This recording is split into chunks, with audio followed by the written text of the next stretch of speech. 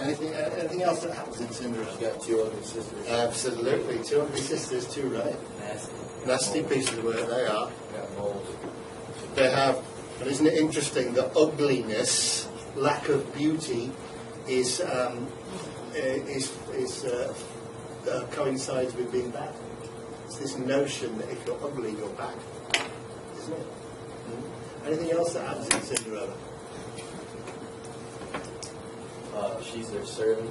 Exactly, yeah. Servant. So sisters, we've got sisters, we've got servant. Say what? Kill the sisters. Kill sisters. The three. Like there's 3 sisters. Like the repetition. Oh, repetition. Oh, nice. The repetition of 3. Being treated poorly by her stepmom or. All right. There's the whole stepmom feed. Yeah. The stepmother is a motif that crops up in a lot of these tales. So we'll have that at the top. Stepmom. All right. Okay. Well, let me tell you a version of probably a very, very early version of Cinderella before all this happened, before the stepsisters were ever thought of. This is a version of Cinderella called Donkeyskin, and it comes from England. So there was once a king, a very rich, powerful king, so powerful that he had no enemies because everyone was afraid of him, so nobody dared to stand against him. And so rich that whenever anybody came to visit his palace, they were immediately awestruck by the opulence and the elegance and the wealth of the place. Like his palace was lined with gold. There was gold everywhere. And so he was a very popular king. He was also a very fair king. And a good man, essentially, a good man. The thing that nobody knew is that the secret to all his wealth, when they went into the stables, when they went to visit his palace, they were struck by the fact that the stables were full of the finest horses, the finest Spanish stallions, in all different shades. But in the place of honour, right at the end, in the biggest of the stalls, the most luxurious of the stalls, there was a donkey. Is this full quick? Not yours. Yeah. What? B. Oh, God. All right, thank you. I didn't know the story. I know. Talking about horses.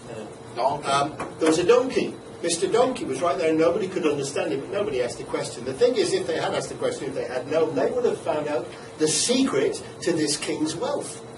Because that donkey, every night, pooped gold. So all they had to do was to go into the stable the next morning and shovel it. Shovelfuls and bucketfuls and barrowloads and cartloads of gold that all came from the donkey. So naturally the donkey was the king's prized possession because that was the source of all his wealth.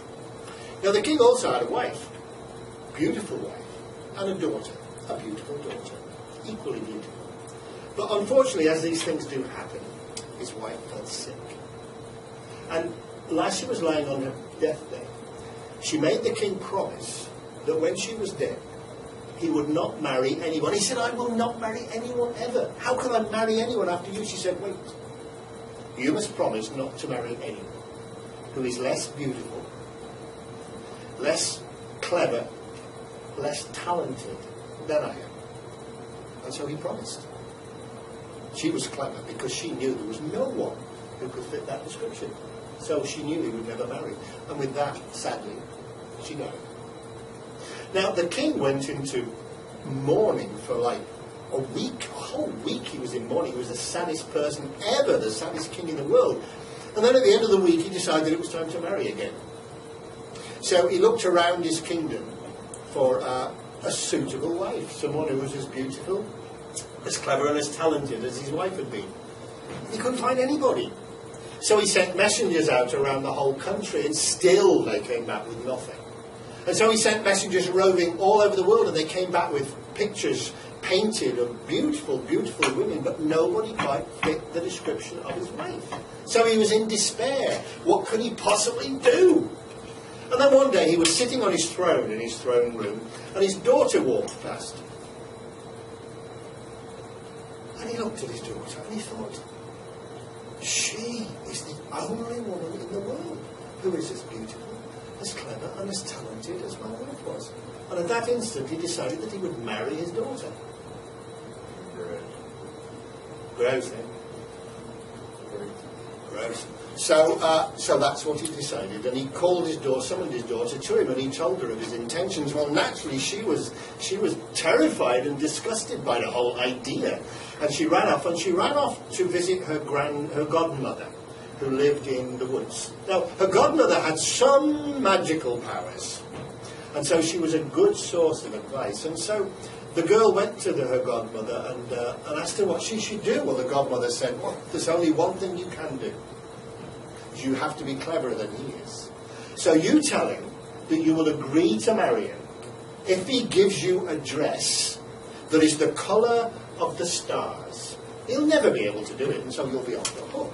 So that's what she did. She went and told her father that she would marry him if he gave her a dress that was the colour of the stars. Well, he called his tailors to him, and on pain of death, he ordered them to deliver such a dress to him the very next morning. Well, they worked the whole night through, and the next morning they delivered the dress. And he called his daughter to him. He said, there, now you will marry me. Well, she was still terrified and still disgusted, so she ran off once again to her godmother who lived in the woods. What should she do? The godmother said, well, there's only one thing you can do. Tell him that he must deliver you a dress that is the colour of ice. You'll never be able to do it. And so you'll be off the hook. So she went back to the king and told him what she demanded. And he agreed. And he called his tailors to him. And on pain of death, he ordered them to deliver such a dress to him the very next day. Which they did. So he called his daughter to him. He said, there's the dress. You must marry me. She was still terrified. She ran up to her godmother in the woods, asked her again, what can I do? She said, there's only one more thing you can do. She said, ask him to deliver a dress that is the colour of the rainbow. He'll never be able to do it. And you'll be off the hook. So she went back to her father and told him what she demanded. Well, he called his tailors to him, and on pain of death, he told them that they must deliver such a dress to him in 2 days' time. Which they did. So he called his daughter to him. There are the 3 dresses. He said, now you have to marry me. Well, she had one last trip to her godmother in the woods. She went. And the godmother was just at her wit's end. She couldn't think of what to do. And then she had a flash of inspiration and she said, what is your father's most prized possession? And the girl thought for a bit. And she said, the donkey. Exactly.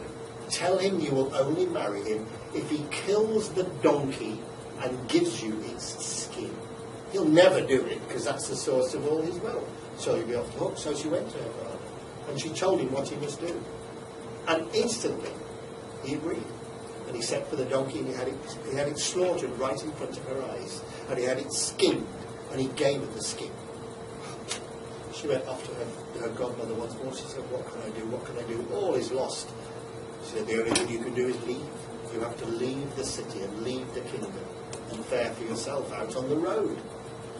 But I will give you one thing. And she tapped her wand on the ground, and there was you know what a travelling trunk is?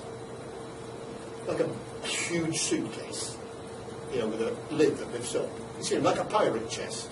You know, the sort of thing I mean. One of those appeared. She said, she opened the lid, and there were her 3 dresses. And she said, put all your belongings in here. And here's my wand. This trunk will follow you underground. Except when you tap the wand on the ground, it will appear. And you must wear the donkey's skin so nobody knows who you are. So the girl agreed to this, and off she went, with the trunk following her underground. And she went wearing the donkey's skin so that nobody knew who she was. Well, the king sent out messengers and soldiers to look for her, but of course nobody recognised her, and nobody wanted to go near her because she was so ugly and dirty, and that skin was still smelly from being fresh from the animal. Well, she walked and she walked and she walked, and everywhere she came across,